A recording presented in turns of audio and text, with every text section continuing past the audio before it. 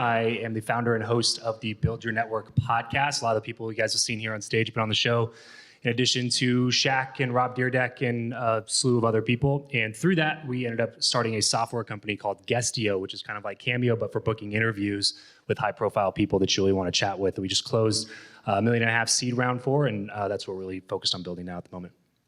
So multiple of you guys up here either have your own podcasts or go on podcasts. Why is podcasting so important? Yeah, number one thing is your network. I tell people all the time, if you have zero intention of ever gaining a huge audience or monetizing your show or becoming the next Joe Rogan or fill in the blank, it's still 100% worth it just for the connections. You just heard Brad Lee in here talking about the same stuff, and I know personally his podcast has opened up doors for him that his business wasn't able to open up for him, even though his business far outweighs his podcast in terms of revenue and clients and things like that. So your network is number one thing. Credibility and authority in the space that you're in is another huge thing.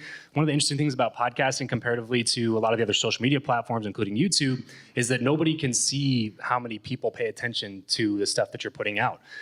So if you create a podcast and somebody else in your industry also has a podcast, and you have great artwork and you have good guests and you do a good job and you have professional sounding audio and things like that, they're probably going to perceive you as a little bit higher authority than somebody who maybe doesn't have a credible show or does not create content at all. And the third thing I'll say, and I'll throw it off to somebody else, is that in terms of social media, it is by far the best platform for building relationships with the people you want to build relationships with, meaning that 80% of podcast listeners listen to all or most of an episode after they hit the play button. It's unprecedented across any other social media channel. YouTube, I think, would be number two, and it's, I think, average watch time. Somebody else might know better than me is 3.5 minutes. I saw Sean Cannell in here earlier. He'd probably know, but 3.5 minutes, 4 minutes is average watch time YouTube video. So if you're putting out an hour and a half long podcast episode and 80% of your listeners are listening to the majority of that episode, you're spending a much higher amount of time with that person than you would be by posting YouTube video or putting a picture out on Instagram or something like that. What is the one thing you wish you knew when you first got started in your first company? I wish I would have known that I didn't have to do it all myself. I grew up in a little bit of a unique situation, I guess, religious bubble, cult kinda, but I don't really call it that.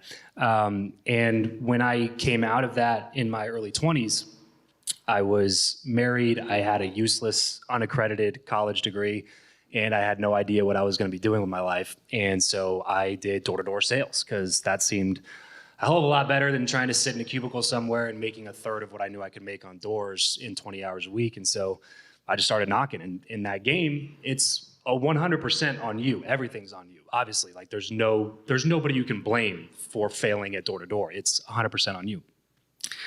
And so when I got into business from that, I kind of kept that mentality with me, and it was a bummer.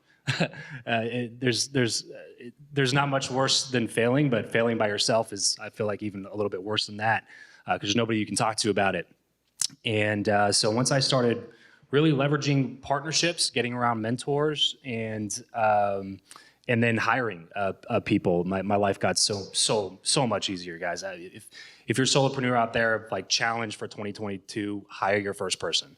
Hire somebody, force yourself. It's going to be uncomfortable. You're not going to know how you're going to pay the bills, or if you're going to be able to keep them on payroll. Hire somebody. I promise you, it's going to make you a better entrepreneur.